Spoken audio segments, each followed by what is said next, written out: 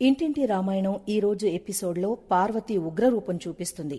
గుడిలో అప్పటికే గొడవ పడుతున్న వాళ్లని సైలెంట్ అయ్యేలా చేస్తుంది. ఫ్రాడ్ పెళ్లివాళ్ల భరతం పడుతుంది. ఈ దెబ్బతో పల్లవి సైలెంట్ అయిపోతుంది. ఏదో కవర్ చేద్దామని చూసినా పల్లవికి కూడా గట్టిగానే పడ్డాయి.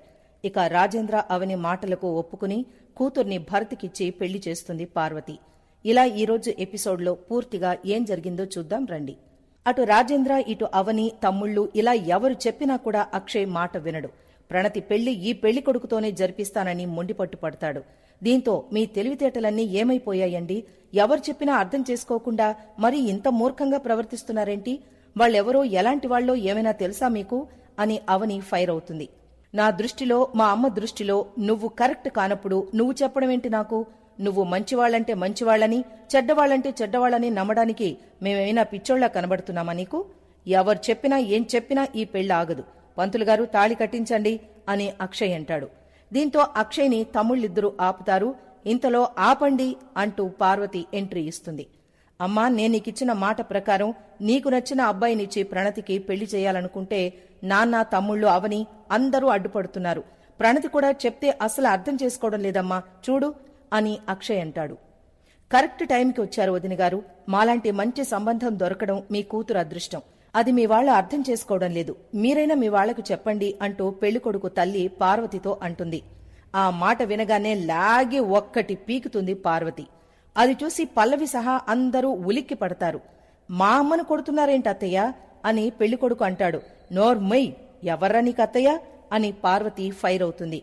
ఏంటండి, మీ వాళ్ళని కంట్రోల్ చేసుకోవడం చేతకాక మా మీద చేయి చేసుకుంటారేంటి?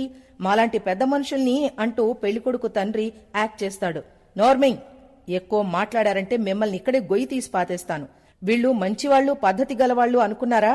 కాని వీళ్ళు అంటూ వాళ్ల బండారం మొత్తం పార్వతి బయట పెడుతుంది. వీళ్ల గురించి నిజం తెలిసిపోయింది కాబట్టి అత్తయ్య నా మీద రివర్స్ కాకముందే కవర్ చేసుకోవాలి అని పల్లవి అనుకుంటుంది.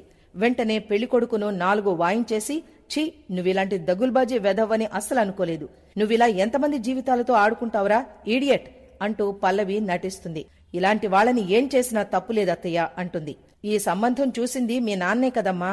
నా కూతురి జీవితం నాశనం అయిపోయి ఉండేది. ఎవరెలాంటి వాళ్ళో తెలుసుకోవాల్సిన బాధ్యత మీ నాన్నకి లేదా అంటూ పార్వతి ఫైర్ అవుతుంది. మా డాడ్ని అంటారేంటత్తయ్య? మీరు అప్పటికప్పుడే అర్జెంటుగా పెళ్లి సంబంధం చూడమని చెప్పారు. మంచి చెడ్డ చూసుకోవడానికైనా తెలుసుకోవడానికైనా టైం ఉండాలి కదా.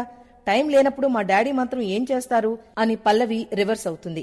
ఒక విధంగా నింద పడితే పడింది కానీ పోలీసులు భరత్ని అరెస్టు చేయడం మంచిదే అయింది అత్తయ్య. భరత్ని విడిపించడానికి పోలీస్ స్టేషన్కి వెళ్లబట్టే వీళ్లు ఫ్రాడ్ అని తెలిసింది. అత్తయ్య గారిని తీసుకువెళ్లి వీళ్ల నిజస్వరూపం ఏంటో తెలుసుకునేలా చేశాను. లేకపోతే ఏమయ్యేదో ఒక్కసారి ఆలోచించండి అని అంటుంది అవని. ఇంతలో పోలీసులు ఎంట్రీ ఇస్తారు. ఈ ఫ్రాడ్ ఫ్యామిలీ కోసం 2 ఏళ్లుగా మా పోలీసులు వెతుకుతున్నారు. వీళ్ళిక్కడున్నారని సమాచారం ఇచ్చినందుకు థ్యాంక్స్ అవని గారు. కానిస్టేబుల్స్, వాళ్ళని లాక్కురండి అని పెళ్లి వాళ్లను తీసుకుని వెళ్లిపోతారు పోలీసులు. ఇంతలో రాజేంద్ర పెళ్లి విషయం కదలేస్తాడు. పార్వతి, మీరనుకున్నట్లుగా భరత్ తప్పేం లేదని తెలిసింది. మన అమ్మాయికి కూడా పెద్ద ప్రమాదం తప్పింది. మనమందరం ఈ గుడిలో పెళ్లిపీటల వరకు వచ్చాం కాబట్టి ఆ దేవుడి సమక్షంలోనే ప్రణతి, భరత్ల పెళ్లి జరిపించడం మంచిది అంటాడు రాజేంద్ర. అవునమ్మా, చెల్లి పెళ్లి చేసేద్దామమ్మా. ఇంకేంటమ్మా ఆలోచిస్తున్నావు అంటూ కమల్, శ్రీకర్ నచ్చజెప్తారు. అమ్మ ఒప్పుకున్నా ఈ పెళ్లికి నేనొప్పుకోను. అసలు అమ్మ ఒప్పుకుంటుందని ఎలా అనుకుంటున్నారు మీరు అని అక్షయ్ ఎగురుతాడు. రేయ్, మీ అమ్మ చూసిన సంబంధం ఎలాంటిదో తెలిసిన తర్వాత కూడా ఈ పెళ్లికి ఒప్పుకోను అంటున్నావా అని రాజేంద్ర అంటాడు. ఆ సంబంధం ఫ్రాడ్ అని తెలిసింది కాబట్టే మరో సంబంధం చూసి చేస్తాం తప్ప ఈ భరత్కిచ్చి చేయడం నాకిష్టం లేదు అని అంటాడు అక్షయ్. అత్తయ్యగారికి ఇష్టం లేదు కాబట్టే సరే అనకుండా సైలెంట్ గా ఉన్నారు. అత్తయ్యగారికి, బావగారికి ఇష్టం లేనట్లే ప్రణతికి, భరత్కి పెళ్లి జరగడం నాక్కూడా ఇష్టం లేదు అని పల్లవి అంటుంది. నాక్కూడా ఇష్టం లేదు అని శ్రేయ కూడా మాట కలుపుతుంది. మీ ఇద్దరి ఇష్టాల సంగతి ఎవ్వరికీ అవసరం లేదు అని కమల్ సెటైర్ వేస్తాడు. అవసరం లేకపోవడం ఏంటి? మా అభిప్రాయాల్ని గౌరవించరా మీరు? మాకు మా మాటకి రెస్పెక్ట్ లేదా అని పల్లవి, శ్రేయ అరుస్తారు. అందరికీ నచ్చే విధంగా మాట్లాడితే రెస్పెక్ట్ ఉండేది. నోటికొచ్చినట్లు మాట్లాడారంటే అసలు గౌరవమే లేకుండా పోతుంది అని శ్రీకర్ అంటాడు. అత్తయ్య, గతంలో ఒకరిని నమ్మి మోసపోయినందుకు ప్రణతి ఎన్ని బాధలు పడిందో మీకు తెలుసు. ఇప్పుడు కూడా తనను ప్రేమించిన వాడితో కాకుండా మరొకరితో పెళ్లి చేయాలని చూస్తే తను ఎంత బాధపడుతుందో, తన మానసిక పరిస్థితి ఎలా మారుతుందో ఒక్కసారి ఆలోచించండి అత్తయ్య అని అంటుంది అవని. నువ్వు మా అమ్మ మనసు మార్చే ప్రయత్నాలు చెయ్యక్కర్లేదు. ప్రణతిని నీ తమ్ముడికిచ్చి చేసే ప్రసక్తే లేదు అని అక్షయ్ ఫైర్ అవుతాడు. రై, ఇది నా కూతురి పెళ్లి విషయం. మీ అందరి నిర్ణయాలు, సలహాలు నాకనవసరం. కన్న తల్లిగా పార్వతి తీసుకున్న నిర్ణయాన్ని నేను గౌరవిస్తాను. మిగతా వాళ్ళెవ్వరూ మాట్లాడాల్సిన అవసరం లేదు. పార్వతి, వాళ్లు మంచివాళ్లు అనుకుని పెళ్లి చెయ్యాలనుకున్నావు.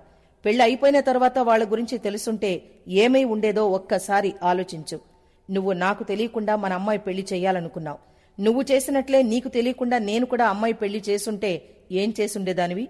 మన మధ్య ఎన్ని మనస్పర్ధలు, సమస్యలు, గొడవలు ఉన్నప్పటికీ కన్నతల్లి మనసు బాధ పెట్టకూడదని నీకు చెప్పే ప్రయత్నం చేస్తున్నాను. నాకు నీ మీద గౌరవం ఉంది కాబట్టే నిన్ను రిక్వెస్ట్ చేస్తున్నాను. నా మీద కూడా నీకు గౌరవం ఉందనుకుంటే నేను చెప్పేది నువ్వు అర్థం చేసుకోవడానికి ప్రయత్నించు అంటాడు రాజేంద్ర. దాంతో పంతులుగారు, ముహూర్తానికి ఇంకా ఎంత టైం ఉంది అని అడుగుతుంది పార్వతి. ఇంకా 10 నిమిషాల టైం ఉందమ్మా అంటారు పంతులుగారు. వాళ్ళిద్దరికీ పెళ్లి జరిపించండి అని అంటుంది పార్వతి. ఈ మాట వినగానే అందరూ ఆశ్చర్యపోతారు. అమ్మా అంటూ అక్షయ్ అరుస్తాడు. ఎవ్వరూ ఏం మాట్లాడకండి అని అంటుంది పార్వతి. దాంతో అక్షయ్, పల్లవి, శ్రేయ వెళ్లిపోతారు. పార్వతి దగ్గరుండి మరి భరత్, ప్రణతిల పెళ్లి జరిపిస్తుంది. ఇక పార్వతి ఇంటికి రాగానే పల్లవి పంచాయతీ షురూ చేస్తుంది. మీరిలా చేస్తారని మేమనుకోలేదత్తయ్యా. ప్రణతికి చూసిన సంబంధం మంచిది కాదు అన్న విషయం ప్రణతి మెడలో తాళి పడకముందే తెలియడం మంచిదే అయింది. కాని అవని, మామయ్య గారు ఏదో చెప్పగానే మీరు ప్రణతి, భరతుల పెళ్లి చేయడం ఏంటత్తయ్యా?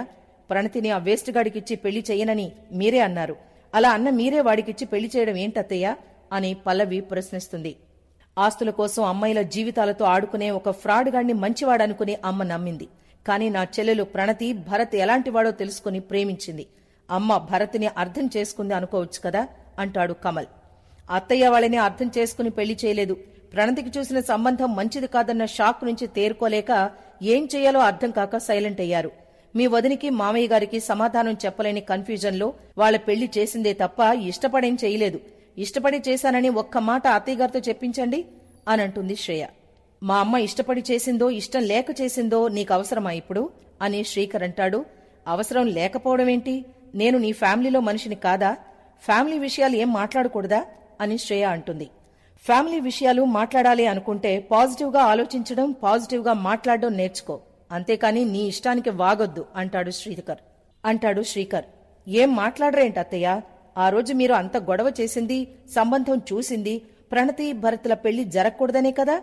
మీ నిర్ణయాన్ని మార్చుకోనని చెప్పిన మీరు అక్కడ వాళ్ళకెలా పెళ్లి చేశారత్తయ్య? మీరక్కడ సైలెంట్ అయిపోయారు కాబట్టి నేనేం చేయలేకపోయాను.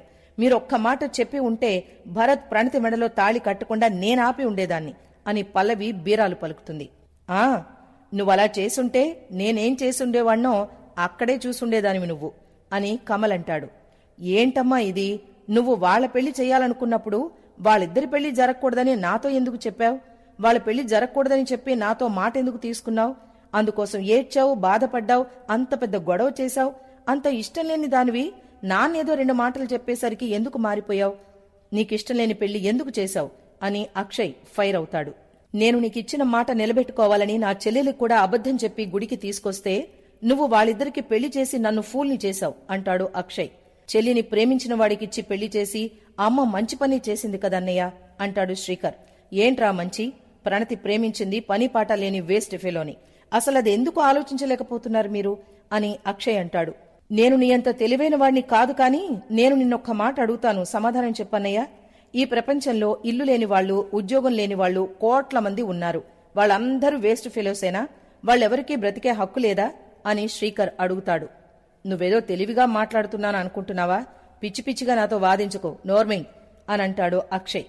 ఆవేశపడ్డం తప్ప మంచిగా ఆలోచించడం రాదు ఈ మనిషికి అని కమల్ మనస్సులో తిట్టుకుంటాడు. ఎందుకిలా చేశారని ఎవరడిగినా ఏం సమాధానం చెప్పలేంటత్తయ్యా అని పల్లవి ఫైర్ అవుతుంది. చివరి నిమిషం వరకు జరగకూడదనే కోరుకున్నాను. అయినా కూడా వాళ్ల పెళ్లి జరిగిందంటే వాళ్లకి రాసిపెట్టుందేమో. చేతి రాతను చెరిపేసుకోగలం కాని వాళ్ల తలరాతని మార్చలేం కదా అని పార్వతి అంటుంది. అక్కడితో నేటి ఎపిసోడ్ ముగిసింది.